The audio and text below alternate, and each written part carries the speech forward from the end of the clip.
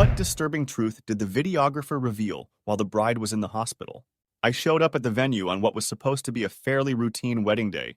Nothing fancy, just a small, well-kept hall attached to a local church, and found it deserted. Not just quiet, but truly empty. Normally, when I arrive to photograph a wedding, I'm greeted by a flurry of activity, family members running last-minute errands, bridesmaids fussing with their dresses, groomsmen practicing their jokes, caterers setting up trays of hors d'oeuvre, but not this time. The main room was lit and decorated. The floral arrangements were in place, chairs lined up perfectly. It all looked ready for the I do's, but not a single person was there to enjoy it. I stepped outside and found one of the venue staff lingering near the entrance, looking worried.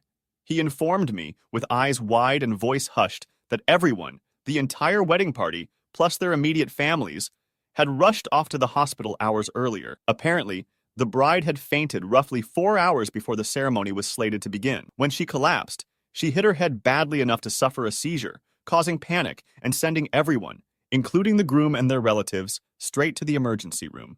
Normally, I would have felt a surge of anxiety, but since I'd already been paid in full, there was no immediate financial issue. Still, it was a deeply unsettling situation. I was left with a whole lot of time on my hands, waiting and hoping everything was okay. Without any direction, I wandered outside and studied the sky, snapped some atmospheric shots of the empty venue, the light coming through the stained glass, the ribbons fluttering in the mild breeze, just in case they returned and wanted some sort of before pictures. After all, if the wedding did happen, documenting the progression of the day was part of my job. Eventually, the priest and the videographer emerged from wherever they had been waiting. The priest was calm, concerned for the bride's health, but otherwise level-headed. He suggested we find a place to wait things out, maybe grab a drink and pass the time until we knew more. There was a brewery a few blocks away, and since we had hours with nothing to do, it seemed like a decent way to decompress. The three of us walked over, sat down at a small table, and tried to keep our spirits up, sipping craft beer while the priest looked at his watch intermittently, and I checked my phone for updates.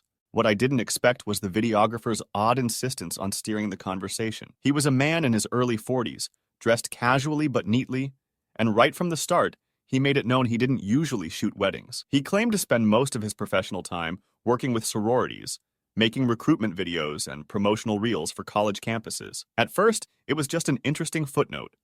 Plenty of photographers and videographers branch out from weddings into corporate or academic gigs, but he kept bringing it up, pushing the topic back into the spotlight every time the conversation drifted. I tried to shift topics to the weather, the craft beer flavors, even the unusual circumstances that led to us sitting in a brewery when we should have been capturing a ceremony. But no matter what, he veered back to his time filming sororities. He described events he'd covered in excessive detail, the enthusiasm in his voice growing whenever he talked about these college-age women. His demeanor was off, and I began to feel uneasy. Why was a middle-aged man so animated about filming recruitment videos for teenagers and early 20-somethings? At a certain point, he let slip a hint that this was how he knew the bride, that perhaps she had been involved in one of those sororities, and that was where he'd first met her. Was it just an odd coincidence or something more? The implication that he knew the bride in a more personal way had my mind churning. I shot a glance at the priest, who seemed to be politely ignoring the awkwardness. The man seemed too eager, too intense in bringing up the young women he worked with. It was unsettling enough that I found myself wondering about this couple's future, if it was even remotely stable. Of course, maybe I was reading too much into it. After all, I had never met the bride or groom before, and for all I knew, this videographer was simply an awkward guy who couldn't read social cues. A few hours passed. We got word that the bride had stabilized and that they were planning to continue with the ceremony, albeit delayed. Eventually, everyone made their way back. Nervous, relieved, faces drawn with worry and exhaustion. The wedding did go on, though much later than scheduled. I took my photographs.